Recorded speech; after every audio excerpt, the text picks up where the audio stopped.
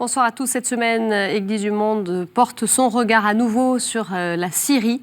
La Syrie entrée dans sa 8e année de guerre, une guerre qui a fait près de 400 000 victimes. Et la communauté internationale semble dans l'incapacité à y mettre un terme. À l'occasion de son passage en France, j'ai la grande joie d'accueillir Monseigneur Antoine Odo. Monseigneur, bonsoir. Bonsoir. Merci beaucoup de nous rejoindre vraiment à la sortie de l'avion. Vous êtes évêque chaldéen de la ville d'Alep, également ancien président de Caritas Syrie. Alors vous venez aujourd'hui nous partager votre témoignage sur ce que vivent les Syriens, les chrétiens notamment. On a peu d'informations qui nous parviennent ici. Dites-nous aujourd'hui, 7 ans après le début de cette guerre qui semble sans fin, dites-nous quel est le quotidien des Syriens. C'est vrai, vous dites, Stéphanie, sans fin. Mais les Syriens eux-mêmes, et tout particulièrement les chrétiens et les pasteurs attendent la paix. On fait tout pour la paix et vraiment, on y croit au niveau local. Et par contre, comme vous le dites, au niveau international, on n'a pas encore trouvé la porte de sortie et de réconciliation. Et je suis profondément convaincu qu'il faudrait absolument une entente au niveau international pour soutenir les Syriens dans leur quête de paix. Ça, c'est sûr. Maintenant, au niveau du quotidien, les Syriens sont très entrepreneurs. Et dans les médias, bien sûr, on voit un aspect de violence, de destruction. Tout cela est vrai.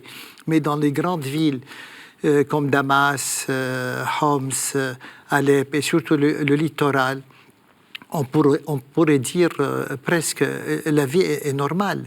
Les écoles continuent, les gens continuent à travailler, mais il reste comme des foyers de violence, comme par exemple à Afrin, depuis la région de Ghouta, la région de Idlib, la région de Raqqa. C'est-à-dire il faut vraiment être sur place pour sentir les choses.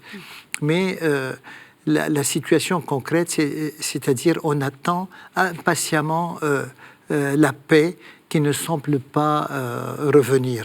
Ça, c'est notre impression générale. Vous évoquez justement cette capacité de rebond des Syriens. Je vous propose tout de suite de regarder un extrait de reportage justement à Alep, où la guerre, on le disait, y a été dévastatrice. 75% des maisons ont été détruites ou abîmées et près de 85% des Alépins vivent sous le seuil de pauvreté. 250 000 chrétiens vivaient à Alep avant la guerre. Ils ne sont aujourd'hui plus qu'environ 30 000. Mais des paroisses fourmillent d'idées pour reconstruire Alep et permettre aux Alépins d'envisager un avenir. On regarde cet extrait de reportage réalisé par Sybille Delettre en partenariat avec Famille Chrétienne. Avant, Alep était le cœur économique de la Syrie.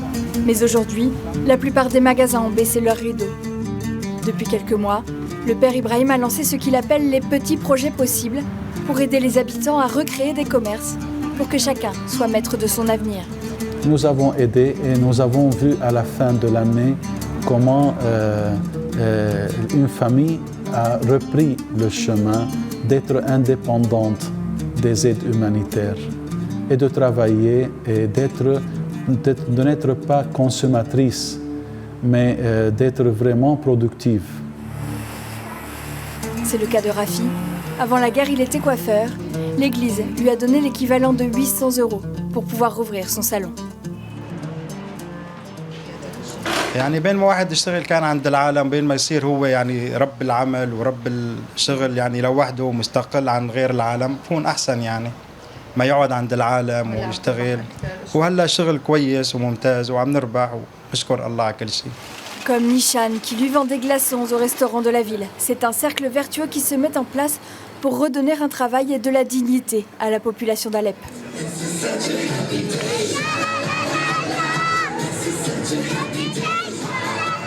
La reconstruction prendra probablement des années, et pourtant ce qui frappe ici, c'est la force de vie qui se dégage de la population.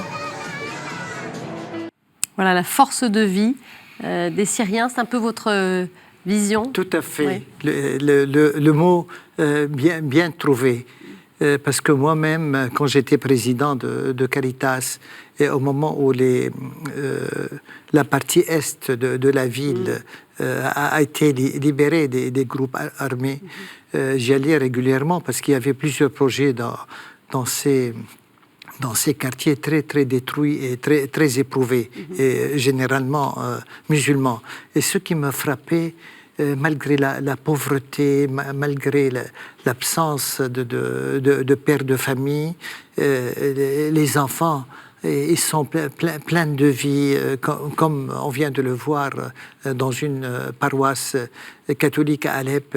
Cette capacité, cette vitalité, rien de tout peut les mettre debout et en route pour aller de l'avant. Et c'est pour cela, je crois, on fait le pari sur cette, malgré les divisions et les violences, on fait le pari, nous, en tant que chrétiens et que Syriens, sur cet esprit profond qui habite la Syrie, au-delà des divisions, des sunnites, des alaouites, des chrétiens, des Kurdes. Je crois il faudrait que les Occidentaux comprennent cela. Il y a un être syrien très, très profond qui est attaché à son pays. Et la Syrie, c'est vraiment un pays, et il faut bien le dire, qui a résisté pendant 7 ans à une guerre très, très violente et impitoyable. Voilà. Une guerre impitoyable qui a aussi provoqué le départ de millions, de Syriens, environ 5,6 millions qui sont réfugiés dans les pays des alentours et au-delà. Racontez-nous un petit peu, alors vous, effectivement, en tant qu'ancien président de Caritas, voilà, la situation humanitaire, ce qu'elle est aujourd'hui, après ces 7 années de guerre. Tout d'abord, je veux dire, et je l'ai entendu à plus d'une reprise, beaucoup de gens, aussi bien musulmans que chrétiens, sans la présence de l'humanitaire des chrétiens. Et bien sûr, Caritas a joué un rôle important à cause de ses capacités. Les gens vraiment seraient morts. Et on dit même parfois, les pauvres eux-mêmes vivent actuellement avec l'aide humanitaire mieux qu'ils ne vivaient avant. C'est un peu triste de le dire. Et on ne voudrait pas, avec ces aides, que les gens cessent de travailler, de compter seulement sur les aides. Ça, c'est très mauvais de point de vue humain et formation. Par conséquent, l'humanitaire s'est occupé de l'éducation, le scolaire, aider à payer la scolarité, le soutien psychologique, le médical, qui est quand même énorme et de première nécessité, aider les personnes âgées à acheter leurs médicaments et être visitées chez eux, payer les loyers aux personnes déplacées, et puis aussi le panier humanitaire qui a soutenu des milliers le panier, alimentaire, qui a soutenu des milliers de familles depuis le début de la guerre et jusqu'à maintenant. Ce qui fait que c'est vraiment un soutien très significatif et tout le monde en parle aujourd'hui, parce qu'avant, l'humanitaire n'existait pas chez nous. D'un côté, nous avons formé des gens très compétents pour faire leur travail, et de l'autre, ça a permis à créer un sens de solidarité et surtout de la part des chrétiens vers les musulmans. Et ça a été très, très apprécié. Ça a été porteur, justement. Quels sont ces liens aujourd'hui entre chrétiens et musulmans au vu de ce qui s'est passé, des violences? Oui, je crois... Est-ce que ça a changé ces relations-là, ou est-ce qu'il y a de la méfiance, ou comment ça se passe? Moi, je crois de la part des musulmans, tout d'abord, il y a eu comme une découverte de la réalité chrétienne, parce que d'habitude, on vit très, très séparés, ou presque les chrétiens en ghetto, à part les universités et le travail des fonctionnaires. Donc, cette guerre a permis, et en plus, beaucoup de musulmans se sont déplacés de leurs quartiers détruits vers les quartiers chrétiens, où ils ont loué, habité, même reçu gratuitement par des chrétiens. Par conséquent, maintenant, tout le monde dit que le regard des musulmans a changé vis-à-vis des chrétiens. Il y a comme une admiration, comme s'il y avait une nouvelle découverte. Je peux donner un témoignage. Une fois, je passais justement devant un centre de Caritas qui distribue des aides alimentaires, où il y avait tout un groupe de familles musulmanes qui attendaient de recevoir leur part d'aide. Et un vieux musulman très pauvre, on voit à ses habits, à sa barbe, il était assis par terre. Dès qu'il m'a vu passer avec mon habit d'évêque, il a vu que je signifiais quelque chose. Il a sursauté, il s'est mis à crier et ça m'a beaucoup touché. Jusqu'à maintenant, je n'oublierai jamais cette attitude à haute voix devant tout le monde. Surtout, il voulait faire entendre aux musulmans.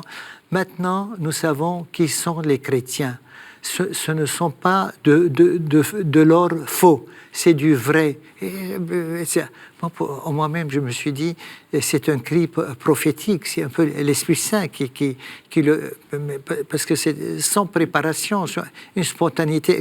Alors je me suis approché de lui pour le saluer, pour le consoler. Je dis, nous sommes tous appelés à être frères, etc.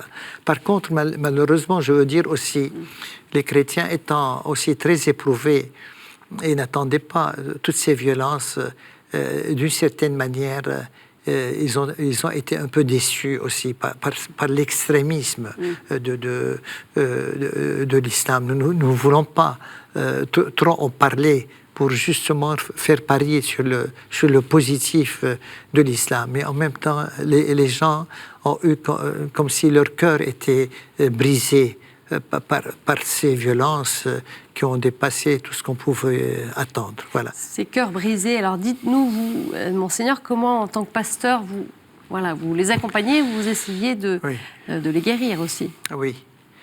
Bien sûr, pour moi, tout d'abord, une présence, parce que je peux dire tous les évêques d'Alep, tous les prêtres ont donné un témoignage extraordinaire. Et surtout, je peux, sans exagération, dire parmi les catholiques une fidélité, une présence, peut-être parce qu'elle est due à une certaine organisation, à une certaine rigueur. Et ça a beaucoup réconforté les familles. S'il n'y avait pas cet aspect-là, je crois, la majorité serait partie. Et les chrétiens le disent et le reconnaissent. Par conséquent, pour moi, cette présence, cette écoute, cet accompagnement discret et efficace, être auprès des familles, ça aide beaucoup les gens à pouvoir rester et croire à un avenir pour la Syrie. Alors, malgré tout, il y a eu beaucoup de départs. Hein. Je le disais, 250 000 chrétiens qui vivaient à Alep avant la guerre. Aujourd'hui, ils sont autour de 30 000. C'est ça, oui. Alors, c'est une Peut-être baisse... 250, c'est un peu exagéré, mais c'est quand même, il y avait un bon nombre et on sent la diminution. Mais paradoxalement, à chaque fois qu'on a une célébration un peu chrétienne, la Semaine Sainte, par exemple, dernièrement, les rameaux, peut-être parfois des funérailles, on voit d'un seul coup toutes les églises se remplissent. Il y a comme un phénomène de rassemblement et de solidarité extraordinaire. Alors je leur dis toujours, nous sommes très peu, mais quand on se réunit ensemble pour prier et vraiment demander la bénédiction du Seigneur, nous devenons nombreux. Ce n'est pas une question de nombre, c'est une question de qualité et de présence. Et moi, je suis convaincu qu'il faut finalement se rendre à cette réalité. Alors, vous parliez de ces chrétiens qui quittent aussi le pays et qui espèrent un avenir meilleur ailleurs. La question qu'on peut se poser finalement, c'est de savoir s'il faut accueillir ces Syriens en Occident ou plutôt les aider à rester en Syrie. Maintenant, il y a deux choses. Il faut respecter la liberté des gens. Moi, je n'ai jamais poussé les gens à rester de force, ni encouragé à partir. Chacun, lui-même, devant sa confiance, il est la responsable d'une famille, des enfants. Il peut choisir de partir librement sans se culpabiliser. Mais nous, en tant qu'Église, ce que je dis et je répète, nous faisons tout pour que nous puissions rester. Ça, c'est notre choix, ça, c'est notre espérance. Maintenant, pour l'Occident, je crois qu'il faudrait avoir la même attitude. Il ne faut pas organiser des départs en groupe. Il y a certains organismes qui ont fait suivi ce procédé d'aider plusieurs familles, d'aller à la fois. Tous les évêques, tous les prêtres, ça nous faisait de la peine, comme si c'était des coups de poignard dans le dos pour nous. Nous n'en parlons pas. Donc, mais s'il y a des gens qui viennent, bien sûr, et nous sommes témoins de la charité des églises, des paroisses. Moi, j'en sais beaucoup ici en France. Et c'est une tradition humanitaire, sérieuse. Je crois même au niveau des gouvernements européens et même tous les débats qui se font ici en France, le Pas-de-Calais, on entend parler dans les médias. Je trouve qu'il y a quand même une approche politique très respectable. On ne fait pas n'importe quoi. Si on va accueillir, il y a une politique, il y a des règlements, il y a des moyens d'intégration. Et je trouve que c'est louable. Il ne faut pas que les chrétiens continuent tout le temps à se culpabiliser parce qu'on ne fait pas assez. Non, il faut être réaliste. Et je crois que le pape François a utilisé le mot « il faut être prudent » alors que lui-même encourage, défend beaucoup cette histoire des immigrés. Et je crois que le président Emmanuel Macron a repris cette idée-là qui est très juste et très sage. Vous, en tout cas, vous encouragez autant que possible les chrétiens à rester en Syrie. C'est un enjeu majeur pour l'avenir du pays ? Moi, je crois. Oui. Pour l'avenir du pays et pour l'avenir des chrétiens au Moyen-Orient. Là aussi, le pape François a répété depuis les débuts des événements en Syrie, nous ne pouvons pas imaginer un Moyen-Orient sans la présence des chrétiens. Je trouve que c'est une parole très, très sage pour moi.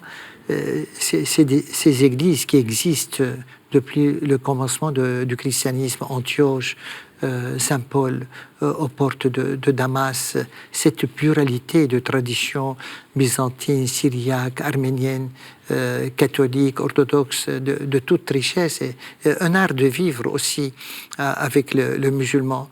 Pour moi, les chrétientés orientales, ce sont des chrétientés de culture arabe, arabophone. Elles sont capables de vivre avec les musulmans, d'être des professeurs, des politiciens, des médecins. Et on en a eu dans l'histoire.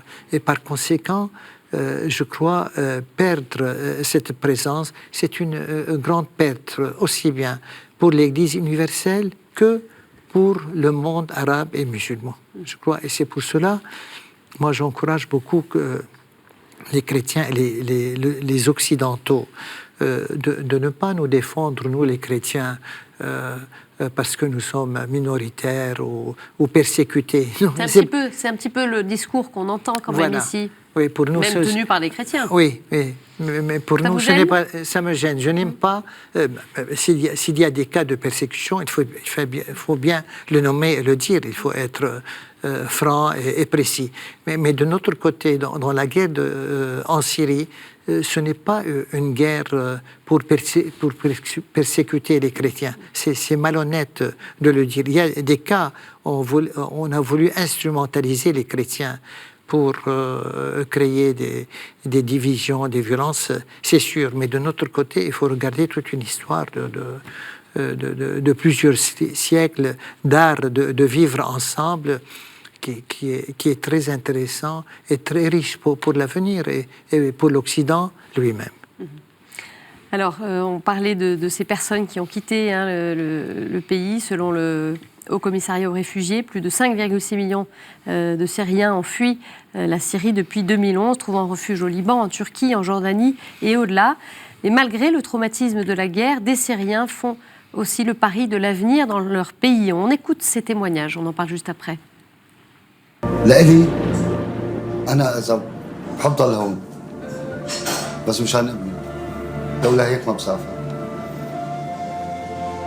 مشان أمن له شيء لقدام مستقبل لقدام أما هلا شو بدي ساوي؟ إذا هلا بدي أحطه بالمدرسة تخاف تجي قذيفة لا سمح الله من شان هيك أما لو الأمور ولا أحلى من هيك كنت بخلي وبضل هون أنا بس من شانه. فأنا كنت أقول له لا أنا مو حقي سافر أنا واجبي ضل. أول شيء هي بلدنا وما رح نتركها لحدا. والشيء الثاني إنه آرام رح يكمل. آرام والجيل الآرام هن اللي رح يكملوا. هذا الجيل اللي سوريا رح تعتمد عليه. اللي راحوا خلاص. نحن اعتمادنا على هذا الجيل إذا ما فهمتي شو يعني سوريا وما وعيتي على سوريا وما كبرتي على سوريا ما بتعني له سوريا شيء أبدا. نحن رح نضل لأن أولادنا هن اللي رح يكونوا سوريا. Voilà, l'enjeu aussi, c'est l'avenir, c'est cette jeune génération. C'est très beau. C'est une famille chrétienne qui parle dans ce sens-là. Ça rejoint ce que j'ai dit au début. C'est cette âme syrienne, cette appartenance à la Syrie. Elle a parlé de Aram, c'est-à-dire les Araméens avant les Arabes, avant l'islam, un peu la profonde Syrie. Mais de notre côté aussi, ils ont salué l'aspect des enfants et de l'avenir entre le père et la mère.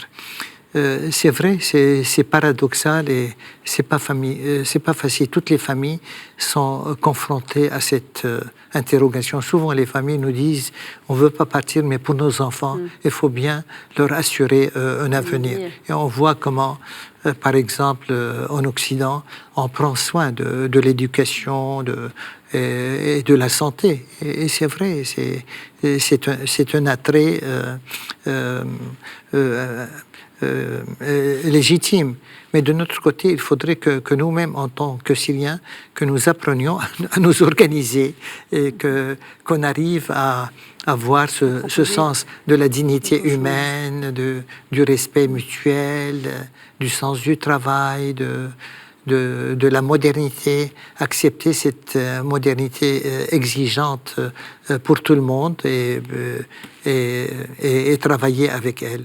Et je crois que le grand défi de nos pays et surtout du monde arabe et musulman, c'est comment dialoguer avec cette modernité qui est pour des sociétés traditionnelles très destructrices. Et par conséquent, moi, je pense que la cause de toutes ces violences, et même pour cette grande lutte entre sunnites et chiites dont tout le monde parle et que ça dure depuis le temps de Mahomet, moi je crois d'une certaine manière, c'est l'incapacité de réfléchir la religion dans le monde d'aujourd'hui. Parce que la modernité perturbe beaucoup. Au lieu de dialoguer avec la modernité et trouver des réponses, alors on se met à s'entretuer pour que chacun montre sa force et sa puissance. Pour vous, Monseigneur, la paix, elle est possible en Syrie et elle passe par quoi? La paix est possible parce que la Syrie est la Syrie. Une fois, je discutais avec un ami en marchant dans la rue. On se disait ensemble, à haute voix, voilà ce qu'on est devenu à Alep. Il y avait les bombes, la discussion. Un vieux monsieur, un musulman qui nous entendait, il s'est approché de nous, il nous a dit, ne vous inquiétez pas, Alep restera Alep et elle reviendra comme elle est et encore mieux. Ça m'a beaucoup intéressé comme parole d'un homme sage. Comment retrouver la paix? Moi, je crois deux choses. Il ne faut pas faire le pari sur la division de la Syrie. Les grandes politiques, chacun veut sa part.